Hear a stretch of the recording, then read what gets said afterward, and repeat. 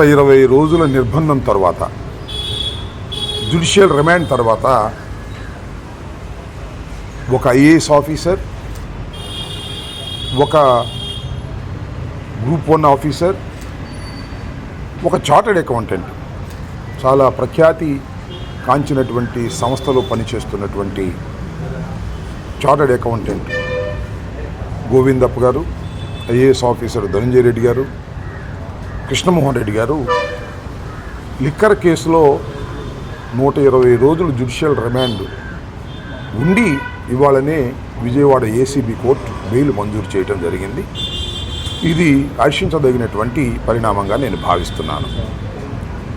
ఒక దుర్మార్గమైనటువంటి కేసు అది. లిక్కర్కులో అసలు స్కామ్ చేసే అవకాశమే లేదు. లేకపోయినా కావాలని చెప్పి ఎవిడెన్సులు created by the SIT special investigation team నేరస్తుల్ని పట్టుకోవాలనో నేరాన్ని రుజువు చేయాలనో కాకుండా రాజకీయ రాజకీయ కక్ష తీర్చుకోవడానికి ఈ స్పెషల్ ఇన్వెస్టిగేషన్ టీం పనిచేస్తున్నట్టుగా చాలా స్పష్టంగా అర్థమవుతూ ఉంది. ఈ కేసులో మీరు మొట్టమొదటి నుంచి పరిశీలిస్తున్నారు. డబ్బు అక్కడ సీజ్ చేశారు, తీసుకొచ్చి కోర్టులో ప్రొడ్యూస్ చేశారు. అవి కలపొద్దని మరి కేసీ రెడ్డి చేసినటువంటి వాదన కూడా మీరు విన్నారు. అది చెస్ట్లో కలపొద్దని ఒక కుక్కడప్ స్టోరీస్ తీసుకొచ్చి సాక్షుల్ని క్రియేట్ చేసే పనిలో సిట్టు ఉండటం చాలా దురదృష్టకరమైనటువంటి పరిణామం. సరే, ఏది ఏమైనప్పటికీ కూడా జ్యుడిషియల్ రిమాండ్ తర్వాత వాద ప్రతివాదనలు విన్న తర్వాత ఏదో హైకోర్టులో రాలేదు, సుప్రీంకోర్టులో రాలేదు, చివరికి ఏసీబీ కోర్టు విజయవాడలోనే ఈ ముగ్గురికి కూడా బెయిల్ మంజూరు చేయడం జరిగింది. ఇది హర్షించదగినటువంటి పరిణామం.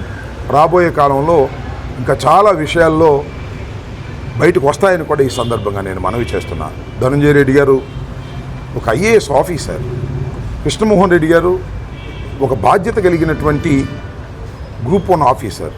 వీళ్ళు జగన్మోహన్ రెడ్డి గారు సీఎంగా పనిచేసినప్పుడు సీఎం ఆఫీసులో పనిచేయటమే ఒక మహాపాపంగా, ఒక నేరంగా భావించి కక్ష సాధింపుతో జగన్మోహన్ రెడ్డి గారి మీద కక్ష సాధించాలనేటువంటి ఒక దురుద్దేశపూర్వకంగా ఇవాళ చంద్రబాబు నాయుడు గారి ప్రభుత్వం వ్యవహరించడం వలన అన్యాయంగా 120 రోజుల పాటు జైల్లో వారు ఉండవలసి వచ్చింది.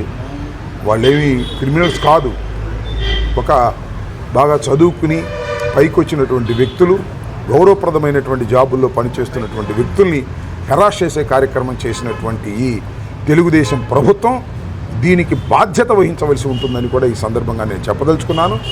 ఏదైతే సిట్ అధికారులు ఉన్నారో వాళ్ళందరూ కూడా నేరస్తులే అవుతారో రాబోయే కాలంలో. గుర్తుపెట్టుకోండి, you're all creating an evidence, false ఎవిడెన్స్ని క్రియేట్ చేయడంలో సిట్ అధికారులు, దానిలో పనిచేస్తున్న ఐపీఎస్ అధికారులు పనిచేస్తున్నారు. ఇది చాలా చట్ట విరుద్ధమైనది, న్యాయానికి వ్యతిరేకమైనది. గుర్తుపెట్టుకోవాల్సింది కూడా ఈ సందర్భంగా చెప్పదలుచుకున్నాను.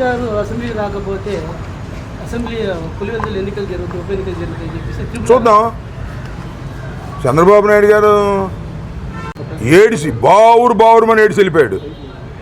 అక్కడ జరిగిందా కుప్పంలో? ఇక్కడ పెడతారా? కక్షాదింపు చర్యలా? చూద్దాం ఏం జరుగుతుందో. రాబోయే కాలంలో ఏమి జరుగుతుందో చూద్దాం. ఎన్టీ రామారావు గారు శాసనసభకు వచ్చాడా? ప్రతిజ్ఞ చేసి వెళ్ళిపోయాడుగా. మళ్ళీ ముఖ్యమంత్రిగానే వస్తానని చెప్పి వెళ్ళిపోయాడుగా. అప్పుడు జరిగినాయా? అంటే స్పెషలా? జగన్మోహన్ రెడ్డి గారిని స్పెషల్గా చూస్తున్నారా? ఎందుకంత భయం? చూద్దాం. ఈ చంద్రబాబు నాయుడు శాసనసభకు రాకోకుండా వెళ్ళిపోయాడు. స్వర్గీయ ఎన్టీ రామారావు గారు కూడా శాసనసభకు రాకుండా వెళ్ళిపోయాడు. నేను అప్పుడు శాసనసభ్యుడిగా ఉన్నా. అప్పుడు జరగని ఎన్నికలు ఇప్పుడు పెడతారా? పెడతారు.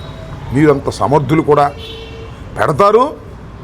ఆయన ఎవరండి అక్కడ ఒక ఆయన కోయ ప్రవీణ్, ఆయన చేత పులివెందులో గుద్దించుకుందాం అనుకుంటాను. అంతేగా పిచ్చోళ్ళారా మీరు. మొన్న ఆ ఒంటిమిట్టలోను పులివెందుల మండలంలోనూ మీరు గుద్దుకున్న ఓట్ల వల్ల మీ పరువు పోయింది. మీరు గెలిచామనుకుంటున్నారేమో. ఏమి గెలవాలి? టెక్నికల్గా మీరు గెలిచారు, నైతికంగా మీరు ఓడిపోయారు.